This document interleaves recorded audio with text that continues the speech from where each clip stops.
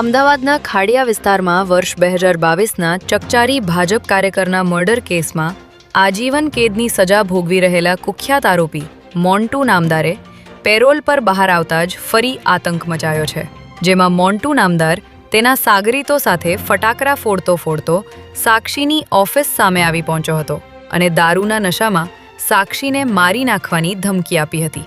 આ ઘટનાથી ભયભીત થયેલા સાક્ષી જોશ ગાંધીએ પોલીસને જાણ કરી હતી, ત્યારે ખાડિયા પોલીસ સ્થળ પર પહોંચી હતી, જેથી પોલીસને જોઈને ભાગવા જતા મોન્ટુ ધાબા પરથી પડી ગયો હતો, જેથી તેને સારવાર માટે હોસ્પિટલ ખસેડવામાં આવ્યો છે।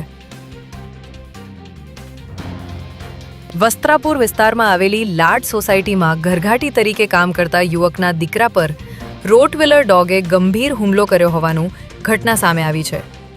ઘરઘાટી તરીકે કામ કરતા દિનેશભાઈ તેમના 9 વર્ષના દીકરાને લઈને લાડ સોસાયટીએ બંગલાનું કામકાજ કરવા ગયા હતા, ત્યારે બાળક બંગલાની બહાર બેસીને મોબાઈલમાં ગેમ રમતો હતો।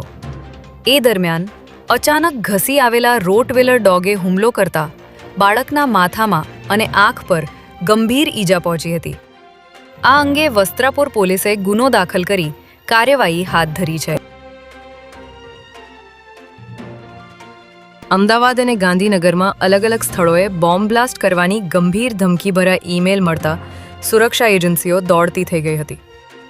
જુદા જુદા ઈમેલ આઈડી પરથી મોકલવામાં આવેલી આ ધમકીઓમાં ખાસ કરીને CM ઓફિસને બપોરે 1 અને 11 કલાકે, અમદાવાદ મ્યુનિસિપલ કોર્પોરેશનની દાણાપીઠ ખાતે આવેલી મુખ્ય ઓફિસને બપોરે 3 અને 11 કલાકે, જ્યારે મણિનગરની RSS કચેરીને સાંજે 5 અને 11 કલાકે બોમ્બથી ઉડાવી દેવાનો ઉલ્લેખ કરવામાં આવ્યો હતો।